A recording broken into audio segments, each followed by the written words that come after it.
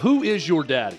He lets everyone know who the dominant coach is. It is not your birthright to be an elite program competing for a national title every year. He's actually being called out. A failure at Clemson at this level, not what it was when he took over. This is not new. It's not new, but the losing isn't either. If you really mean it, my buyout's $60 million. Dabo airing his grievance as well with the chatter, the buzz at Clemson. Now that they, have dropped some games and there's some adversity, and a national championship head coach right now in college football is saying, hey, if you really mean it, my buyout's $60 million. I mean, this is, look, Daddy Dabo, I'm going to call him. This is Daddy Dabo coming out saying, that's a great name. To all Clemson fans, who is your daddy? Because this is a program that won a national title in 1981 and hasn't had an enormous amount of success outside of that. Certainly nothing rising to the level of Daddy Dabo's success at Clemson. And every now and again, somebody's got to creep back up and remind everybody, hey, who's your daddy again? Who is your daddy? Much like Denzel Washington, remember the Titans, had to ask Gary, who's your daddy, Gary? Say it. Who's your daddy? You're my daddy. That is Dabo Swinney at his best, at his most defiant best. Daddy Dabo back at it, and he was reminding Clemson fans that, the track record here, pretty good. Here's Dabo Swinney at his press conference. If they want me gone, if they tired of winning, they can send me on their way, because that's all we've done is win. So if they tired of winning, we've won this league 8 out of the last 10 years. Is that not good? I'm just asking, is that good? I don't know if that's good or not. To win your league 8 out of 10 years, to go to the playoffs 7 out of 10 years, to be in 4 national championships, win it twice. Yeah, we're a little down right now. Take your shots, but I got a long memory, in case y'all don't know. We'll be all right. We'll bounce back. This is a program built to last, always has been, always will be. And I would just say, if you give up on us if you don't believe in us because we've lost 2 games down to the last straight and you didn't believe in us anyway, so it don't matter. You wasn't all in anyway. If you're all in, you burn the ships, man. There ain't no exit strategy. Like, you're freaking all in. And hey, listen, I mean, if Clemson's tired of winning, they send me on my way, but I'm gonna go somewhere else and coach. I ain't going to the beach. Hell, I'm 55. I got a long way to go. Y'all gonna have to deal with me for a while.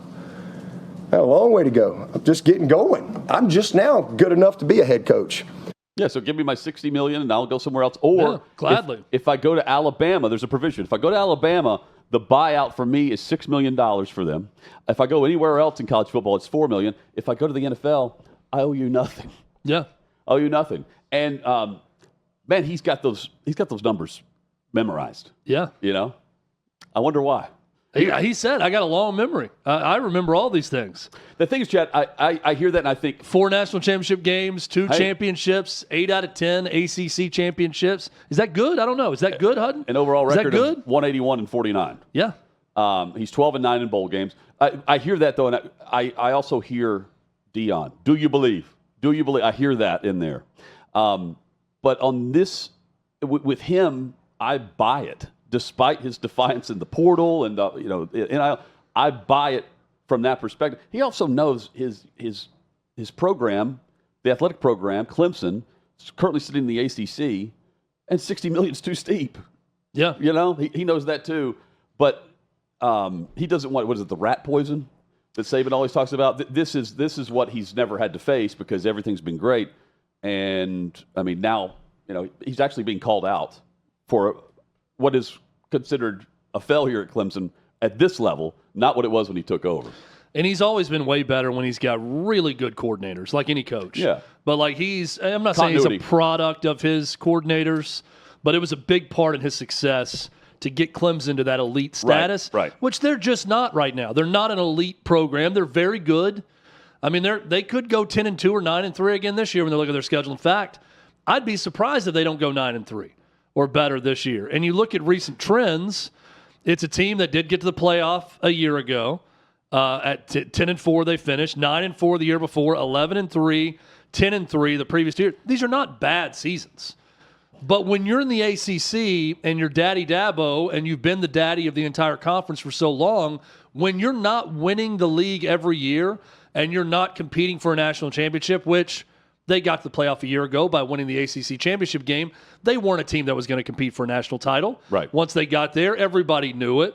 So it's not revisionist history with Dabo, but I do think it's a lack of understanding of how they have fallen a bit. But I would then come back and argue to Clemson fans, it is not your birthright to be an elite program competing for a national title every year.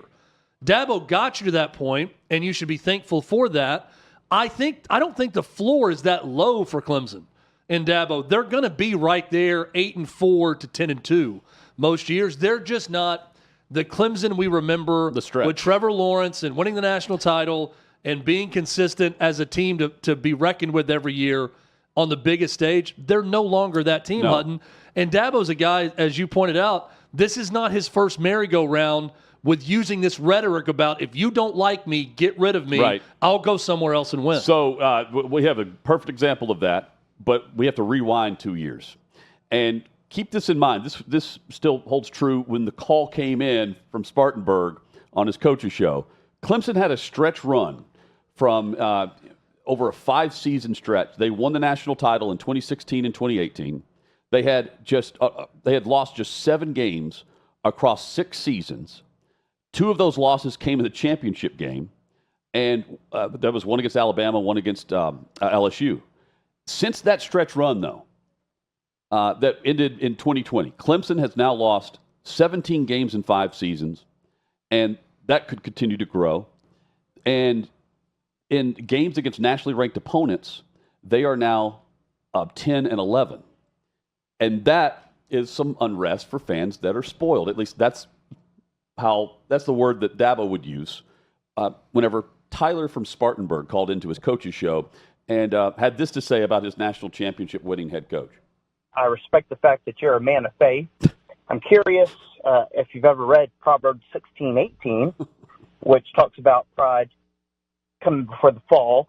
I was in the military and I couldn't watch all the games. I tried my best, but I always watched your press conferences.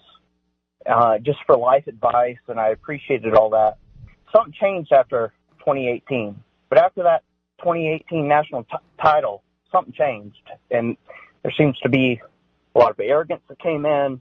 So I'm curious, why are we paying you $11.5 million to go 4-4? And it's not just this year. I mean, that's Tyler from Spartanburg. That call. By the way, they won the next 5 games that year. In 2023, they were 4-4, as he points out there. And they won their last 4, won the Gator Bowl that year to get to 9-4. If I told you that was the coach's show from this week, that would still hold up. Yeah. And so would this answer from Swinney back to Tyler in Spartanburg. All right. What's this guy's name? Tyler. Hey, Tyler. I've listened to enough of you, Tyler. Listen, you can have all your opinions that you want. All right. I don't know how old you are. Don't really care. All right, but let me tell you something. We won 11 games last year, and you're part of the problem, to be honest with you, because that is part of the problem. It's people like you that all you do is the appreciation, the expectation is greater than the appreciation, and that's the problem. And so, we've won 12 10-plus win seasons in a row. That's happened 3 times in 150 years. So if you want to know why, Clemson ain't sniffed a national championship for 35 years. We've won 2 in 7 years. And there's only 2 other teams that can say that, Georgia and Alabama. I work for the Board of Trustees, the president, and the AD. And if they're tired of me leading this program, all they got to do is let me know. I'll go somewhere else. This is not new. It's not new, but the losing isn't either. From a couple of games to 4 games to this is starting to be a trend. And Clemson isn't Bama from the stretches that we've seen from Bama with Saban, but they are right there. They were beating. They were at top of college football. 2015 to 2019, and you kind of you hinted at this era. 2015 to 2019, they were in 4 out of 5 national championship games. They won the national title twice during that. Their last appearance was 2019. They lost to Joe Burrow and that great LSU team with Ed O. They lost 7 games total. They lost then. Now, since then, they have gone to the Sugar Bowl the next year, and they went 10-2. Good year. Then they went to the Cheez-It Bowl. Mm-hmm. They lost to Tennessee in an Orange Bowl after that, going 11-3 that year. Then the Gator Bowl. Then they get to the 12-team playoff last year, losing the first round. And then there's a big question mark as to what they do the rest of this season. But again, they're so talented. I don't see them losing more than 3 games, even though they're 1-2 right now. And that's right. And he's the defiance, as Tyler and Spartanburg would say, the arrogance in the press conference. He actually, I believe, he backs it up. And so does Deion Sanders. Deion Sanders, primetime, believes Dabo backs it up. And he's one of my favorites. I love him to life. I love the man he is, the coach he is. Just a great guy. Just a guy that I could look up to, in this coaching realm. And just looking back on some of the things that they've accomplished, and they've been sitting here before, 1-2, and they turned it all around. I think they ended up 10-2 that season. And why not us? Why can't we turn it around? Why can't we correct the wrongs with the rights and display consistency? Do you believe? Do you believe? I do not. When it comes to Colorado and how good they are. But I do believe Dabo and that spirit we heard with him going back at Tyler from Spartanburg and the press conference yesterday, that's where you see the glimpses of, this is how he got them to be a national power. Yeah. This is the attitude and the personality of this team. You're either with us or against us. We burn the boats. If you're not ready to burn the boats and you're going to sit here and bitch and moan about being 1-2, you were never all in to begin with. So GTFO. That is the message from Dabo Swinney to fans, to players on his team, to coaches, to everyone. And Hutton, that message resonates with competitors. And I think it's resonated when his time in Clemson. I love Dabo Swinney. I don't think he's ever going to get Clemson back to where they were in that 2015 to 2019 stretch. Mm-hmm. I still think they're going to be really good. And I also think that if you're Alabama and it goes really sideways with Kalen DeBoer, you would be foolish not to go hire Dabo Swinney. I truly believe that. If you think that he's only 55. I know he points that out too. He knows his age. He keeps me mentioning that. Hey, if you think that the calls in at Clemson are tough, wait till you get to Tuscaloosa. Yeah, just man, that would be fun though. I'm on. What you got? And it wasn't. Look, Big Daddy Dabo. It wasn't above Nick Saban to just call fans to the carpet. No, whenever he wanted. Once he got the winning rolling, so he was quick to call out people on coaches' shows or media members or anybody. Saban, if he ran for governor, would win in Bama, in Alabama. Would Dabo win? I don't think so. I think Saban, as a Democratic governor nominee, going head-to-head with our guy Tommy Tuberville as the Republican nominee, would be like the ultimate grudge match of the Iron Bowl. Like, do you want to put it to the test? And households. We know there are more Alabama fans in Alabama than Auburn. Yeah, but we also know there are far more Republicans. Oh, yeah. And conservatives in Alabama than Democrats. Nick Saban has been a Democrat. Nick Saban, this would be a great thing to see, hypothetical to see play out. Nick Saban running as Democrat for governor of Alabama versus Tommy Tuberville as a Republican. Who wins in the state of Alabama? Saban. I think a lot of people take up a woke agenda. I mean, Bryant-Denny Stadium just to support Nick Saban is the Republican National Convention. You're going to see a lot of Alabamians saying, you know what? We are unfair to the trans community. Right. I think that Nick Saban's right. I don't think so. I've completely changed my agenda now. This guy's won enough national titles that I will adopt any agenda that Nick Saban wants to put out there. But just like I think Saban would adopt and adapt and know exactly what he's doing. Miss Terry would run the campaign. Yep. And not only is it, it's like going to church when you go to an Alabama football game. At least during the Saban era, it was. So you go to the Tabernacle at Bryant-Denny Stadium, and you also go to the Republican National Convention, all in one. And Saban, in that scenario, would win in a landslide. I've joked before about Saban in his prime having prima nocta over the entire state of Alabama. Oh, yeah. That's how Alabama fans view their God. That's the only addition to a contract he can have. Football. Yeah, I'm envisioning the mass hysteria of people, like their whole political mindset would change just because Nick Saban says it. You're going to have people with just strong accents saying, you know what we do need? Coach is right. We need more dudes playing girls sports. I think he's right. I've really changed my mind on that now. Coach Saban's right. Coach Saban for governor. Yeah, you don't even need to add the photo on the wall. It's already there of Saban with Christ over his shoulders. Yeah. It's already there. Anointing him? Yeah, that the angel overlooking his shoulder. Jesus washing his feet? Yeah. Serving him? No. Do you think that's over the heart of most Alabama fans in the state of Alabama? There's a silhouette of an Alabama fan washing his feet. Right. I mean, Jesus washed the feet of prostitutes. So I'm not calling Nick Saban a prostitute, by the way. I just there's some similarities there, man. you know? It could be done. Armando Salguero coming up. He knows a thing or two about Saban from the Dolphins days. Yeah, he does. He's not a big fan. No, he's not. Not a big fan. Anyone who covered Nick Saban in the NFL, not a huge Nick Saban guy. No, but funny enough, Jason Taylor loved him. Remember, we talked to him at the Super Bowl once, and he was like, personally, I love Nick Saban. Maybe he was the only one. This episode brought to you by Prize Picks. You and I make decisions every day, but on Prize Picks, being right can get you paid. Don't miss any of the excitement this season on Prize Picks, where it's good to be right. We have Thursday Night Football this week. Bills, Dolphins. We'll give you some projections on that coming up. Prize Picks, simple to play. Just pick more or less on 2 to 6 player stat projections. If you get your picks right, you can cash in.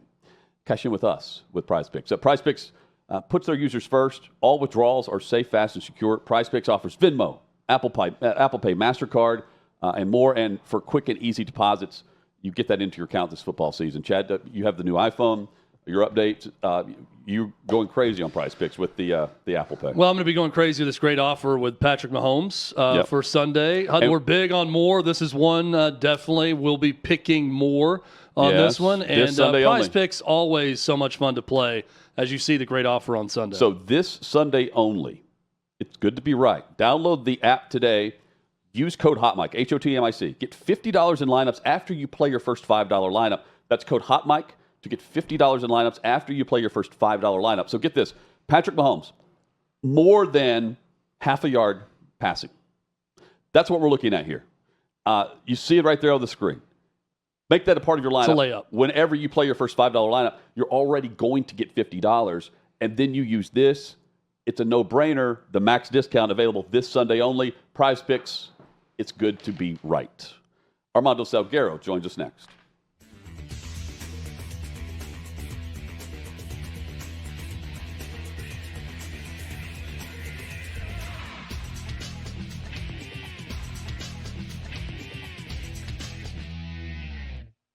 Football's finally back. So's the hard-hitting gridiron action on Prize Picks. Download Prize Picks and use code OutKick and get $50 instantly in lineups when you play $5. Must be present in certain states. Visit prizepicks.com for restrictions and details. 6th and Peabody, our location. You have beer, old smoky moonshine. It is hot Michael with Throw here at OutKick.com. Armando Salguero, one of the fine reporters, writers, columnists, authentic gentleman. What can't he do? That's right. That's a question I ask myself often. Covers the NFL. Armando, good to see you. Hope things are well. So, yes, I'm just one of the guys and gals. That's or right. one of the guys and gals. Yes. So let's start with right there in South Beach, Mike McDaniel. And on a scale of 1 to falling apart, we'll listen to him and we'll get your reaction. To win games, you have to win the game, not lose the game, honestly. And that is how you lose the game. You're moving the ball down the field. You're 1st and 10, and then you find yourself at 2nd and 20. That was critical. Yeah, they can't do anything right?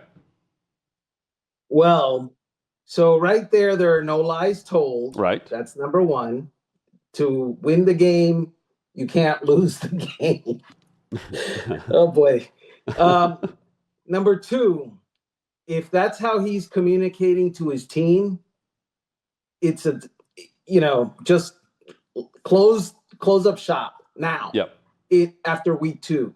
If that's the way the coach addresses the men, the alpha males on that roster, it's not gonna happen for them. It's not gonna. I don't understand. I mean, look, Mike McDaniel is one of those guys that there are certain people who are meant to be in certain roles. And I think what we've discovered is that Mike McDaniel probably his best role would be as, the evil genius in the lab, cooking up plays and maybe even calling plays from the sideline as an offensive coordinator. But I'm not sure the leadership and the motivation and inspiration that a head coach has to have is found in him. And I'm not sure that he exactly, I've talked to some players and they're kind of okay with him. They like him, but they're not exactly like running through walls for him type situation. So clearly what we have is a coach who had it really good when nobody could figure out what they were running. And so they rode that. But once people figured out this is what you're running, this is your offense, let's adjust, and now you got to bring something else. He couldn't answer with, okay, my team is going to have urgency. My team is going to be motivated. My team is going to be angry and physical. And we're going to, if it's a slog you want, we'll outslog you. He doesn't have that apparently in his toolbox. And Armando, I know I was one of these people, but I think a lot of people probably rooted for Mike McDaniel when he got the job because he was so different. He spoke different. He acted different. It's like, oh, this is fresh. This is new. This would be entertaining if this could work as an NFL coach. But I see all this and I kind of go back to what you were saying. Boy, there's a reason that certain styles work. There's a reason that you need an alpha in charge of a bunch of alpha athletes on a football team.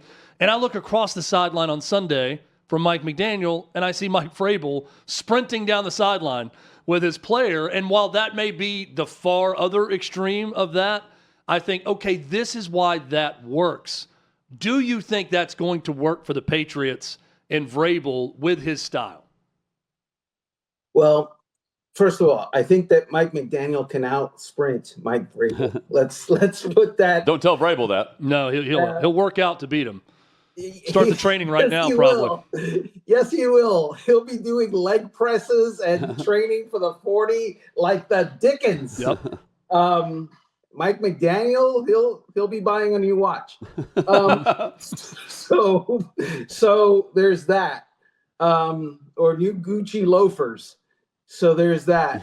But Mike Vrabel is going to work for, two reasons. Number one, he knows what it takes, and what it takes is, obviously a good coaching staff. So that's his deal. Number two, it takes a good quarterback, and they believe that they're developing one in Drake May. And did I tell you that Drake May completed 82% of his passes against the Dolphins the other day? How about that? What's Josh Allen going to do tomorrow? Yeah, for sure. So those are the things that will, give Vrabel an ultimate thumbs up or thumbs down. I like his chances on both sides. So as far as what you've seen from Cam Ward, Ward's receiving a lot of praise across the NFL from the analysts. Dan Orlovsky and everyone, they're breaking down the film, showing how he can make every throw in the league. That's required of a franchise-type quarterback. It's a mess, Armando. I don't think people know what it's like beneath the surface level, right, whenever they're seeing this. What have you noticed? You've certainly followed him there in his path to the pros versus what you've seen versus what you thought you'd see through the first couple of weeks. Well, his first NFL touchdown pass where he runs out of pressure and goes right and then throws all the way across the field left and completes a touchdown pass. That is trademark Cam Ward. And it's very telegenic. It's very dynamic, and it's exciting. Is that going to win the Tennessee Titans a Super Bowl? No, that's not going to win the Tennessee Titans a Super Bowl. That's not going to get the Tennessee Titans above 500. What is going to win the Tennessee Titans a Super Bowl and get them up above 500 is maybe help Cam Ward a little bit. That offensive line, that's a substandard offensive line. I'm sorry, it is. And I know they've done work to it, substandard. The wide receiver room, I mean, they're bottom 5. Argue with me, please. Tell me. Calvin Ridley's their number one. He's really number 2. And going back to the offensive line, it's not just that they're bad. They commit penalty after penalty. I mean, it's one thing after the other with that group, who's led by a supposed legend in Bill Callahan, the head coach's dad, and they're not getting anything done with that unit. Right. And so do I think that it's Bill Callahan's doing and lack of coaching, or do I think, up here is part of the body, and you have to judge a player up here as well as from the neck down to decide if he's a good player or not. And if he's not good from the neck up, he's not a good player. So do I trust the smarts and the discipline and the idea of, doing what is called for and concentration and focus of the players? Or do I blame Bill Callahan, who is arguably one of the best offensive line coaches in the NFL? I think I'm going with the players. Yeah. Until further notice. Yeah. And Armando, there's plenty of blame to go around for sure. And I'm not putting the blame first and foremost to Bill Callahan, but I am putting it on Brian Callahan to a great extent. And the players have a lot to do with this also. But again, I'm going to get back to the tale of two coaches. This Sunday's game, Brian Callahan and what we've seen from him 2 games into year number 2 versus Shane Steichen. They haven't punted with Daniel Jones as quarterback yet this season. The first team, I think, in the modern era to go through 2 games without punting. That's the Indianapolis Colts offense with Daniel Indiana Jones as quarterback. What are your thoughts on what the Colts have been able to accomplish so far with Daniel Jones in this resurgence? It's great. It's amazing.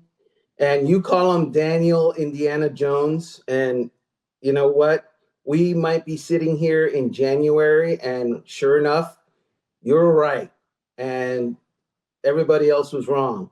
Me, I'm going with Daniel Regression to Mean Jones.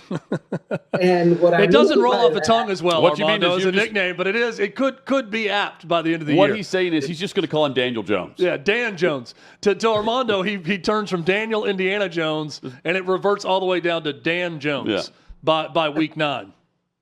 Look, we've seen a lot of Daniel Jones over the last, I would say, 4 years. To believe that it's all different after 2 games, that's quite an exercise that I'm not ready to have my brain undergo. He's played great. I grant you that. I also grant you that he's going to play some tougher defenses. I also grant you that he is still who he is.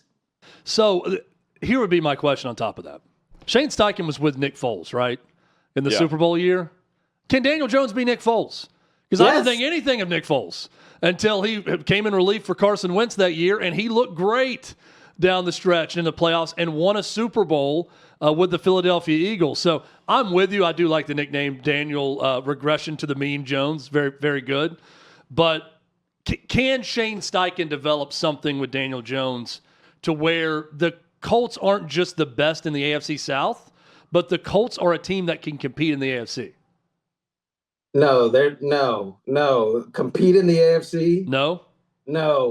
I mean, I'm not putting Daniel Jones in Josh Allen and Lamar Jackson. Oh, come on, Armando. You know you want to. You're ready to take off with Daniel Jones being right there with Josh Allen. We all know he's Mahomes. I'll say this. He's going to be better than Joe Burrow this year. Yeah. That's what I'll give you. He's got a healthier toe, that's for sure. Because Joe Burrow is done for the season. But no, now the AFC South, absolutely. I mean, why not? You've got Bryce Young over there that's still struggling not to be NFL Bryce Young, but struggling to be Alabama Bryce Young. Trevor Lawrence. Come on, man. Come on. It's time. You're making over $250 million. Egregious loss by them this past week.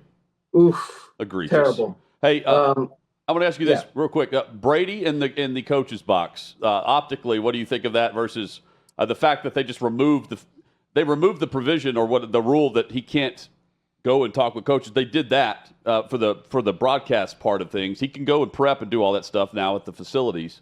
The NFL's all in on Tom Brady, and they're making rules for him. They're adjusting rules for him, just like they did. We'll tie it in with Josh Allen and the Bills and Mahomes and the overtime rules. What do you make of it versus how the NFL's handling it, and just optically what it looks like to you? Yeah, so there's a back and forth of what the rules actually is. My understanding of it is that he can't go to the facilities, but he can now this year. And starting this year, he can have those production meetings via Zoom. Okay, so he can talk. He can talk with he can talk with everyone. Yes, he can talk to people, but he can't go to the practices. He can't go into the facilities. And what I would say about that is that, you know what? If a team is really worried that Tom Brady is going to get an advantage for the Las Vegas Raiders based on what they tell him, here's an idea.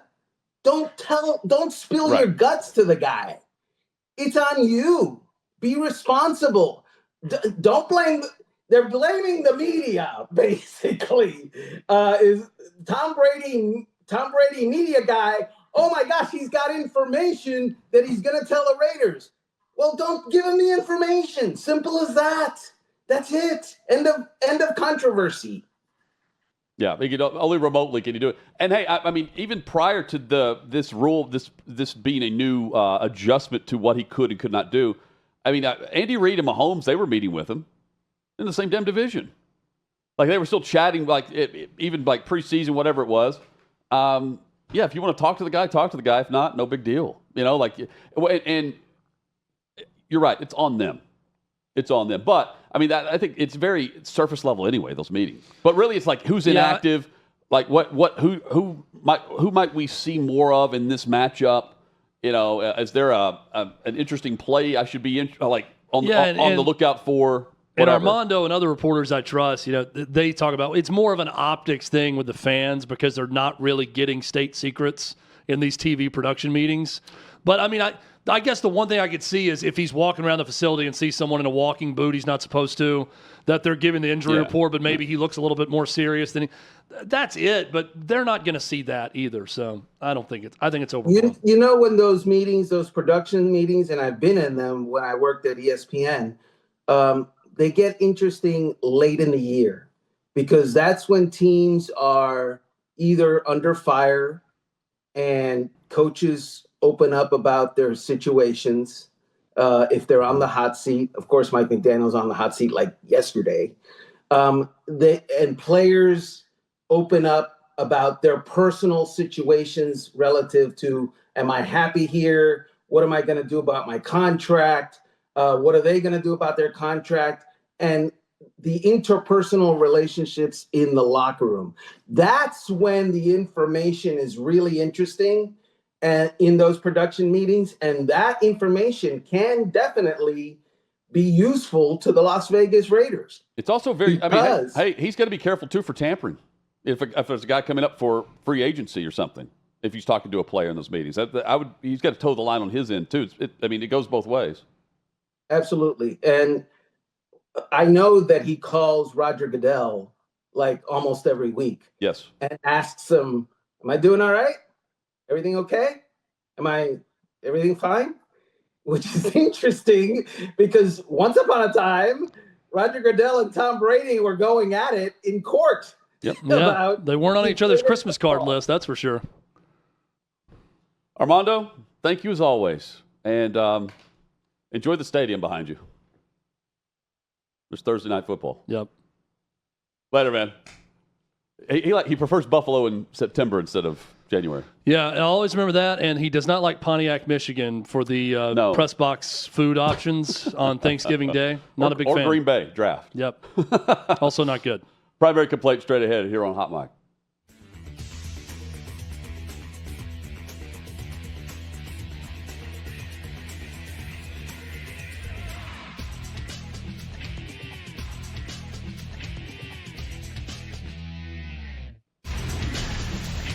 Hey, check out the new YouTube channel at OutKick Hot Mic. That's how you search for it. OutKick Hot Mic, all one word there on YouTube. Subscribe. Hope you'll join us in the chat as well. And share the wealth. Share the wealth. That's right. It's actually free to subscribe. The full. That's right. Yeah. Share that wealth. Share your love. Yeah. That's right. Yeah. You can catch the full show plus clips and highlights and more. Special things on the weekend. Much more at OutKick Hot Mic. One of the staples of the show, Chad. 14 years now, something like that. We air our top grievance of the week every Wednesday. Yes, we do. Pissed off for greatness. It's time for primary complaint. It's time to air our top grievance of the week. You can complain all you want. My job is so unfulfilling. Don't run away from your feelings. It's time for Hot Mic's primary complaint. Guys, my primary complaint is something I could use over the course of the last 14 years. I haven't because it can happen to anyone. But with Sean McDonough, play-by-play voice on ESPN and ABC, it happens every week. His voice cracks so much. He's almost as unlistenable for me, or to me, as Beth Mowins is on play-by-play. Beth Mowins, if she's on play-by-play, I'm on mute, or I'm watching a different game with sound on and her game's on in the background. I'm almost to the point here with Sean McDonough on the same level, except he's calling national title games and doing this. This isn't from this week, but this gives you an example. Just know this happens every week. This is from Titans-Chiefs playoffs a couple of years ago. And now the Chiefs really up against it. 1st and 10, Tennessee. And the ball comes out! The ball has come out! Derek Johnson, the all-time leading tackler in the history of the Chiefs, with a touchdown! If your voice is cracking like that, shut the hell up. That's my primary complaint. Oh, man. That was amazing. That gets me every time. The inability of these guys to take some time off, especially when they're sick. There are games I listen to, I'm like, man, just don't even try to power through it. Just take the day off, and there's plenty of broadcasters that could fill in. They're not going to take your spot permanently or anything. I think he's perfectly healthy here. Yeah, I guess that's just what his voice does. It's crazy. I don't know if this is just what ABC does or not, but ABC News reporter Matt Gutman, when talking about the text messages that were displayed yesterday between the assassin of Charlie Kirk and the assassin's transitioning roommate / partner or whatever the hell's going on there, had this to say about what he read in this text exchange. We have seen an alleged murder with such specific text messages about the alleged murder weapon, where it was hidden, how it was placed, what was on it, but also it was very touching in a way that I think many of us didn't expect. A very intimate portrait into this relationship between the suspect's roommate and the suspect himself, with him repeatedly calling his roommate who was transitioning, calling him my love, and I want to protect you, my love. So it was this duality. What in the actual hell is going on here? I saw this for the first time. I thought, this has got to be AI, right? This is AI. There's not a reporter for ABC National News, ABC National News that's covering this and is talking about the text exchange between a cold-blooded assassin murderer and that person's partner, and describing it like they're in a pitch meeting with HBO Max trying to pitch the next great LGBTQ love story as a series. What in the hell is happening here? It's not touching at all. It's odd, and it's the words of a murderer. That's what it is. Give me a break. That's my primary complaint this week. What's up, Sean? My primary complaint, I mean, Kyler Murray has to be the stupidest player in the NFL. I mean, genuinely brain dead stupid. This week after the game, he went to Instagram and posted this photo, a series of photos of himself, assumedly his dog, wearing a Michael Vick Virginia Tech jersey. This isn't supposed to open up the whole can of worms of dogfighting and NFL dogfighting or the whole Michael Vick saga, because a young Sean Anderson had Michael Vick as his favorite player in the NFL and had to get sat down and explained what dogfighting was at 9 years old. Broke his heart. And now I got Kyler Murray thinking it's appropriate, thinking it's cool, a good look to post a photo in the Vick jersey with a pit bull. He knew what he was doing, which would be a huge issue. Or he didn't know what he was doing, which could be a bigger issue, that he's so dumb to not understand any consequences or any discourse that happened from the entire Michael Vick dogfighting saga. Vick just got back in decent graces. He's coaching now. Finally has a life beyond and past that. But I mean, is Kyler Murray just this stupid? No, I think it's a professional photo. It's too perfect, too pre-produced to not be on purpose with that photo. It's not like he was wearing the Vick jersey and he walked by a pit bull. It's very dumb, and it's also very strange. Maybe it's his endorsement of Mike Vick for the Virginia Tech job, now that it's open too. Maybe this is just his side endorsement, or he's telling Virginia Tech in a subtle way to stay away from it because of the dog fighting. I don't know, but it's really dumb. I think he's showing dominance over the pit bull. And Sean, while Kyler Murray may be the dumbest quarterback in the NFL, he is the best Call of Duty player. I do want to point that out. Yeah, very good at video games. Dumb again. Can't look at his playbook. Playing video games. Stupid guy. I think he just really might be stupid. And this is like, it brings me back to remember when Colin Kaepernick was getting a bunch of, he was getting trashed for wearing the Miami Dolphins hat to a barbecue. That is like a blip in the radar to me compared to this. Like how is this? This is radio call-in topic 1A everywhere. It should have been after seeing what Kaepernick went through for that hat. Man, what is it with quarterbacks in this era? Not all of them, not the elite ones, who don't watch film. Anthony Richardson, with the stories of Johnny Manziel. Johnny Manziel, yeah, but that was for different reasons. Different era, yeah. But like they just, I wasn't taught how to watch film or whatever, Which to me sounds completely insane, because that's the whole thing now. Like you've got every possible advantage starting out in middle school ball. The technological advancements, everything's so much better than ever before. There's just no excuse. Well, Ted you're just McMillan, lazy. even a receiver. I mean, he's like, I don't watch film. You just don't love ball, or you're lazy, or both, if that's the case. Yeah. And that may be Kyler Murray. Now it's your job to just watch it. Right. I'll take that check to watch game film. Yeah. Now we have everyone is a film expert. It's a film expert on social media. Everyone. And everyone can be because of the technology we have. I think they're hiring guys. They're hiring guys to watch film for the quarterbacks too. It's ridiculous. Yeah. Nobody knows how to watch film until you get into college. I didn't. Never was. Your high school coach throws on some 80s 49ers film for the O-line, and it's like, well, they're cut blocking every play. I can't do that now.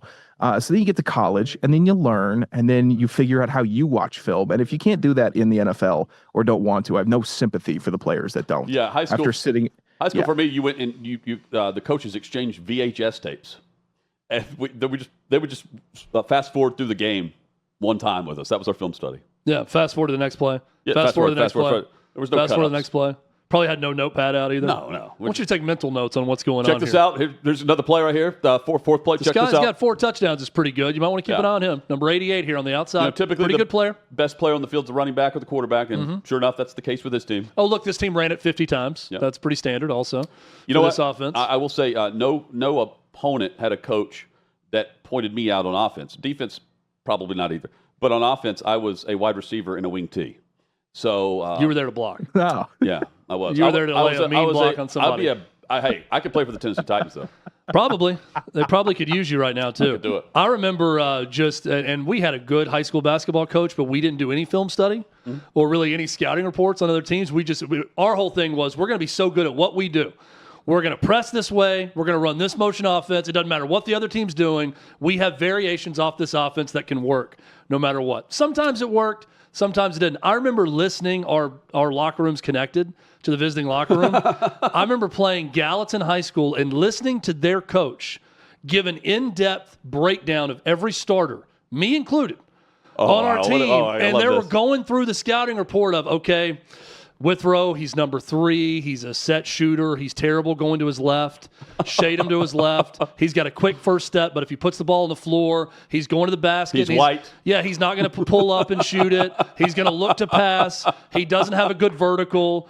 Heady, good locker room guy, all the other things you say about white players, all those things. But I'm like, damn, this guy nailed me. Great at the press. He nailed it. Like, he got everything right.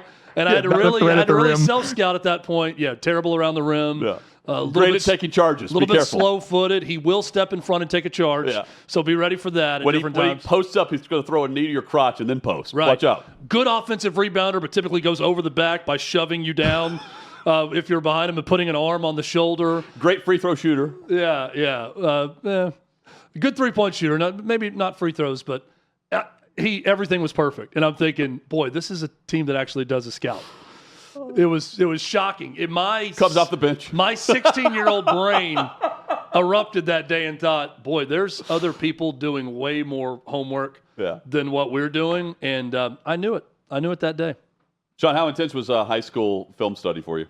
Not intense at all. The high school film study was like, my team was so bad. We won. Same here. My varsity won two games in 2 years, over 2 years, and we had five D1 players. Our drinking team had a football problem. That was our problem. Yeah. And your smoking team too. No, smoking team had a football problem. Who's, had his wind sticks. Yeah, Colby King. Colby King and the smoking the cigs. He smoked. He would smoke. He's the fat. He could run the. He could run. What is it? We call them suicides. I don't know what you call them now on the court for basketball. Sean, he could outrun everybody all afternoon, and he would smoke a cigarette outside the emergency exit door of our locker room, and just freight train them like Marlboro Red. Incredible. Just freight train them. We called them his wind sticks. Yeah, like he had to have them in order to go run, and he would just we had part of the gimmick for the coach was we had to beat him, and then we were done for the day. He wouldn't let us win. Well, having watched the Charlie Sheen documentary now, it is true that just certain people have superhuman abilities to bounce back from doing bad things to their body. He had Secretariat's lungs. Yeah, Charlie Sheen is that guy. We worked with a guy in Kirby Allen Kirby who's that guy. I've got a buddy who's that. They're that guy. They can do whatever is bad for their body, and it does not affect them the way it would every other human. R.I.P. Colby King's also on to the afterlife. Oh, okay. Yeah. Charlie Sheen's still alive. Oh, I thought you said who's dead. You have a buddy who's dead is what you said. No, I'm saying they respond a completely different way, and that it's fine for them. Yeah. Clearly Colby. Clearly not Colby. No, but that's a great note to end the show on. Yeah. R.I.P. Colby and Robert Redford. Yeah, we were the ones who were. I think both made equal contributions to society. By the way, Bob Redford and Colby King with his wind sticks. He smoked the Marlboro harmonica. Yes. Each and every day before practice. What a guy. Sean, good to see you, man, and great complaint session. Fun show. That's Good complaints. Back at it tomorrow. One big thing on every NFL game. Hell yeah. And much more. Get you to Thursday Night Football. The weekend, Chad's weekend starts on Thursdays. Yes. Right, the official weekend. Yeah, it may start on Wednesday this week. Who knows? Oh, cheers. R.I.P. Colby King. No doubt. Let's end with that. Everyone smoke a wind stick in honor. Back at it. Hot Mike, got it with Let's all take up smoking. OutKick.com.